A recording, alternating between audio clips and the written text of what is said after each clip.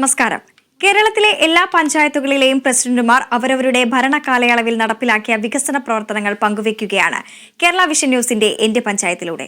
ഇന്ന് നമ്മളോടൊപ്പം അതിഥികളായി ചേരുന്നത് തൃശൂർ ജില്ലയിലെ ഒരുമനയൂർ പഞ്ചായത്ത് പ്രസിഡന്റ് വിജിത സന്തോഷ്, ആലപ്പുഴ ജില്ലയിലെ മുഹമ്മ പഞ്ചായത്ത് പ്രസിഡന്റ് സ്വപ്ന ഷാബു എന്നിവരാണ്.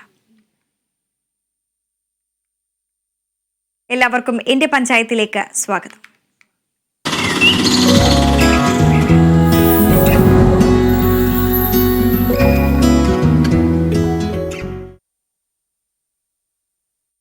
തൃശൂർ ജില്ലയിലെ ഒരുമനയൂർ പഞ്ചായത്തിന്റെ വികസന പ്രവർത്തനങ്ങളിലേക്കാണ് ആദ്യം നമ്മൾ കടക്കുന്നത്. മാലിന്യ നിർമ്മാർജ്ജന രംഗത്ത് മാതൃകാപരമായ പ്രവർത്തനങ്ങൾ നടപ്പിലാക്കിയ പഞ്ചായത്ത് കൂടിയാണ്. പഞ്ചായത്ത് പ്രസിഡന്റ് വിജിത സന്തോഷ് നമ്മളോടൊപ്പം ചേരുന്നു. സ്വാഗതം വിജിത.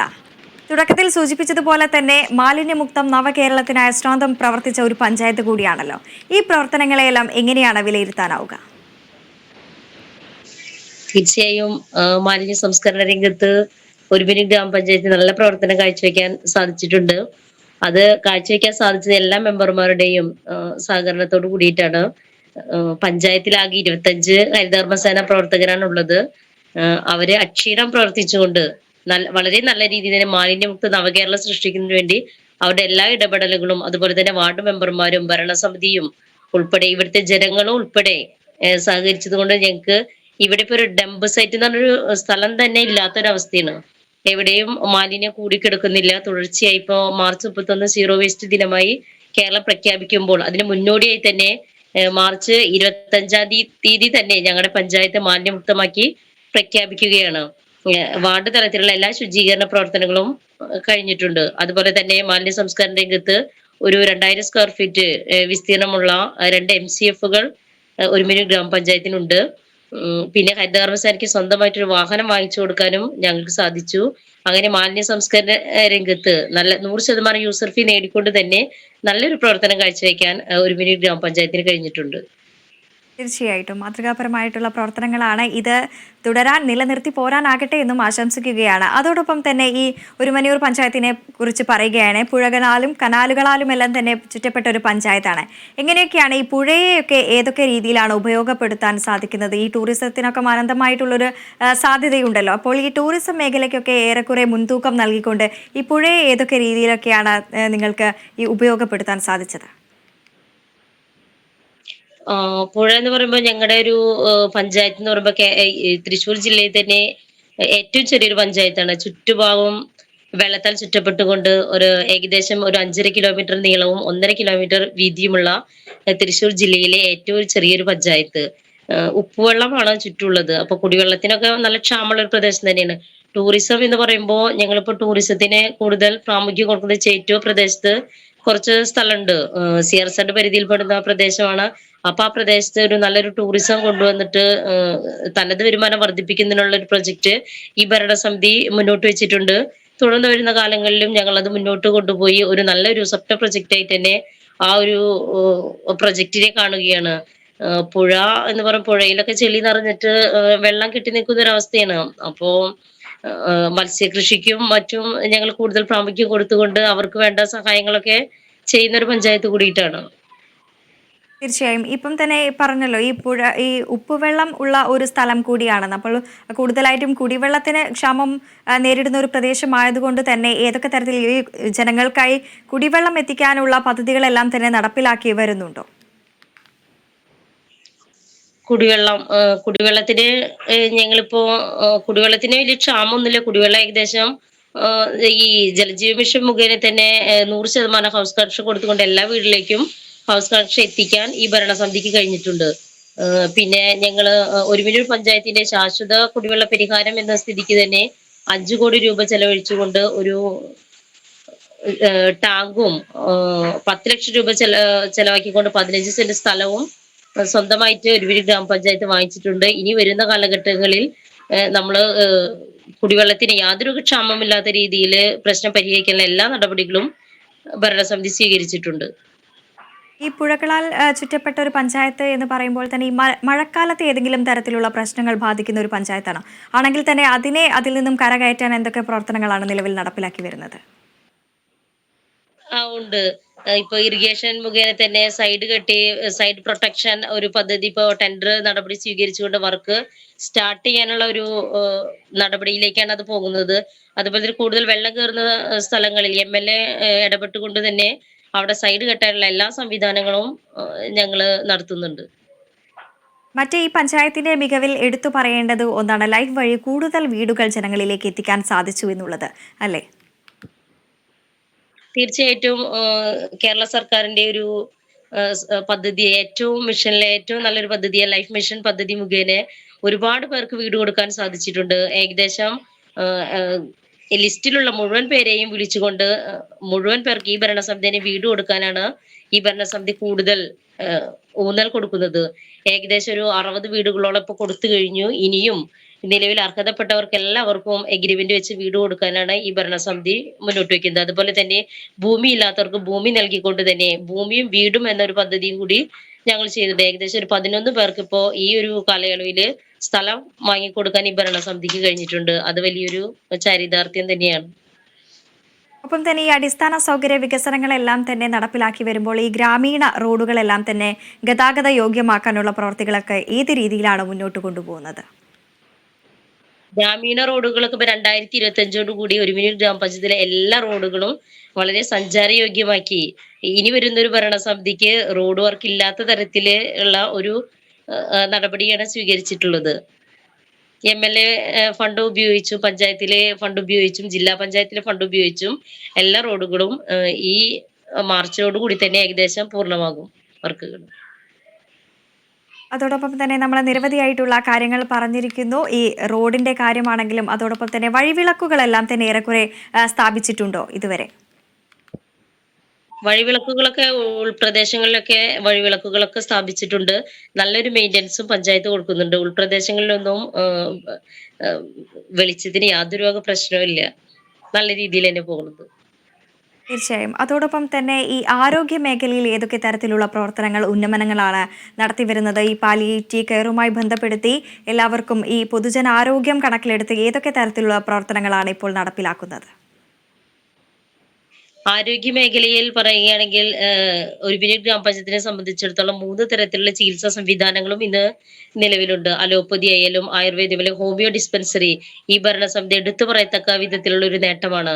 ഒരുമനിയുടെ ചിരകാല സ്വപ്നമായ ഹോമിയോ ഡിസ്പെൻസറി ആയിരുന്നു. അപ്പൊ അത് സാക്ഷാത്കരിക്കാൻ ഈ ഒരു ഭരണസമിതിക്ക് കഴിഞ്ഞിട്ടുണ്ട്.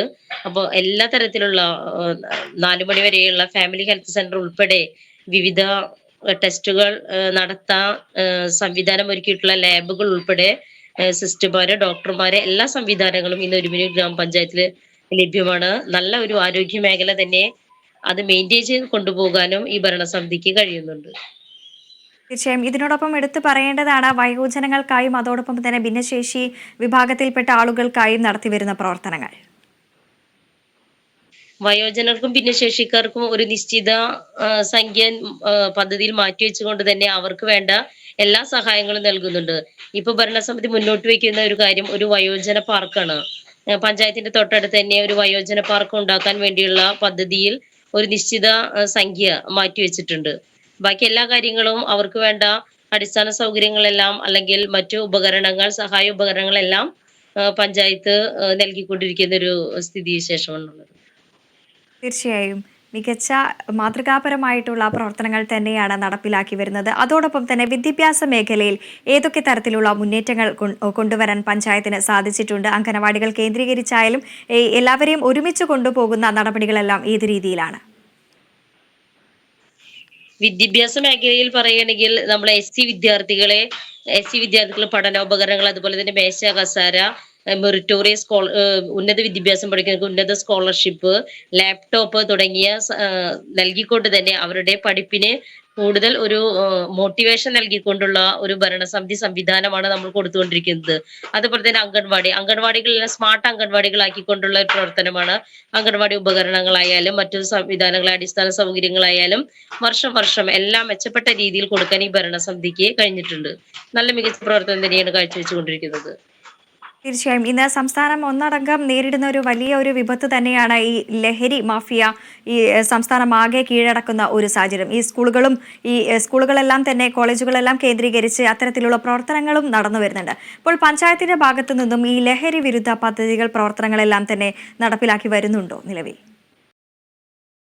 പഞ്ചായത്തിന്റെ ഭാഗത്തുനിന്ന് നടപ്പിലാക്കി വരുന്നത് നമ്മുടെ ക്ലബ്ബുകളൊക്കെ ക്രോഡീകരിച്ചുകൊണ്ട് അവർക്ക് ഗെയിംസിലേക്ക് കൂടുതൽ മോട്ടിവേഷൻ കൊടുത്തുകൊണ്ട് ഗെയിംസ് ആണ് അവരുടെ ലഹരി എന്ന് പഠിപ്പിക്കുന്ന രീതിയിൽ, അല്ലെങ്കിൽ മറ്റു കാര്യങ്ങളിൽ നിന്ന്, മറ്റു മോശപ്പെട്ട കാര്യങ്ങളിൽ നിന്ന് മാറ്റി നിർത്തിക്കൊണ്ട് അവരെ പ്രൊമോട്ട് ചെയ്യുന്നതിന് വേണ്ടി നമ്മളിപ്പോ സ്പോർട്സ് കിറ്റുകൾ വിതരണം ചെയ്യുന്നുണ്ട് ക്ലബ്ബുകൾക്ക്. അങ്ങനെ അവരെ എല്ലാ സമൂഹം ഒന്നിച്ചു നിന്നാൽ തന്നെയാണ് അത് കക്ഷി രാഷ്ട്രീയത്തിന് അതീതമായി ഒരു സംഘടന രൂപീകരിച്ചുകൊണ്ട് അതിനെ ചെറുത്തു നിൽക്കാൻ തന്നെയാണ് ഈ ഭരണസമിതി തീരുമാനിച്ചിട്ടുള്ളത്. തീർച്ചയായും കായിക പ്രവർത്തനങ്ങളാണ് ലഹരി എന്ന ജനങ്ങളെ അല്ലെങ്കിൽ വിദ്യാർത്ഥികളെ ബോധവൽക്കരിക്കുക എന്ന ഉദ്ദേശത്തോടു കൂടി തന്നെയുള്ള പ്രവർത്തനങ്ങളെല്ലാം തന്നെയാണ് നടപ്പിലാക്കി വരുന്നത്. അതിനോടൊപ്പം തന്നെ ഈ സ്ത്രീ ശാക്തീകരണം, ഈ സ്ത്രീകളുടെ ഈ കുടുംബശ്രീ എല്ലാം കേന്ദ്രീകരിച്ചുകൊണ്ട് തൊഴിൽ സംരംഭങ്ങൾ അടക്കം തന്നെ നൽകി വരുന്ന ഒരു പഞ്ചായത്ത് കൂടിയാണല്ലേ?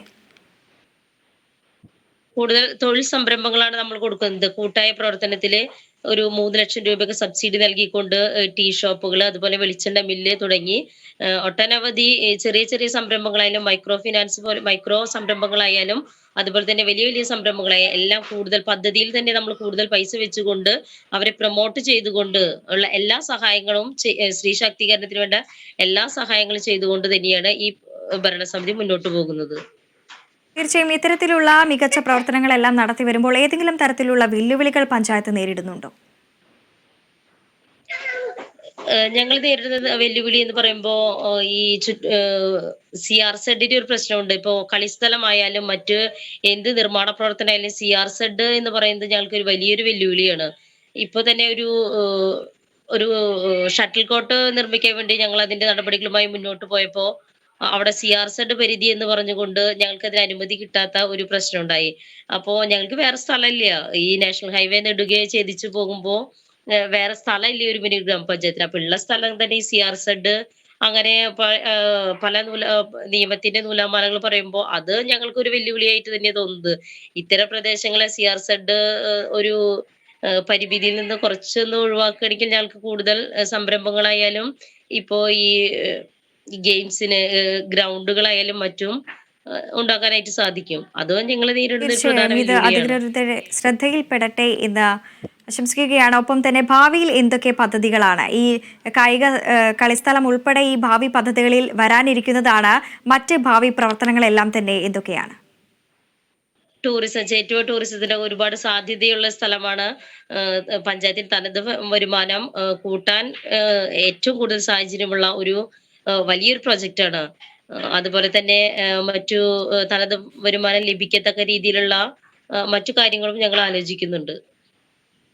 തീർച്ചയായും ഇനി വരുന്ന വർഷങ്ങളിലെല്ലാം ഈ ഒരുമനൂർ ഗ്രാമപഞ്ചായത്തിനെ വളരെ വികസിത ഒരു പഞ്ചായത്താക്കി മാറ്റാൻ തന്നെയാണ് ഈ ഒരു ഭരണസമിതി മുന്നോട്ട് പോകുന്നത്. ഈ മത്സ്യകൃഷിക്കും ഏറെ പ്രാധാന്യമുള്ള ഒരു പഞ്ചായത്ത് കൂടിയാണല്ലേ? മത്സ്യകൃഷിക്ക് കൂടുതൽ പ്രോത്സാഹനം നൽകിക്കൊണ്ടുള്ള പ്രവർത്തനങ്ങളെല്ലാം തന്നെ നടപ്പിലാക്കി വരുന്നുണ്ടല്ലേ? മത്സ്യകൃഷി ഫിഷറീസ് ഡിപ്പാർട്ട്മെന്റ് മുഖേനയാണ് ചെയ്യുന്നത്.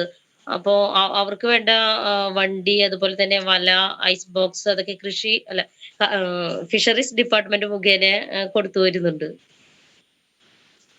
തീർച്ചയായും അത്തരം നിരവധിയായിട്ടുള്ള പ്രവർത്തനങ്ങളെല്ലാം തന്നെയാണ് പഞ്ചായത്തിന്റെ ഭാഗത്തു നിന്നും നടപ്പിലാക്കി വരുന്നത്. ഭാവിയിൽ കൂടുതൽ പ്രവർത്തനങ്ങളും നടപ്പിലാക്കട്ടെ എന്ന് ആശംസിക്കുകയാണ്. തൃശൂർ ജില്ലയിലെ ഒരുമനയൂർ പഞ്ചായത്തിന്റെ വികസന പ്രവർത്തനങ്ങളാണ് പ്രസിഡന്റ് പങ്കുവച്ചത്. എല്ലാ ഭാവി വികസന പ്രവർത്തനങ്ങളും യാഥാർത്ഥ്യമാകട്ടെ എന്ന് ആശംസിക്കുകയാണ്. നന്ദി ശ്രീമതി വിജിത സന്തോഷ്.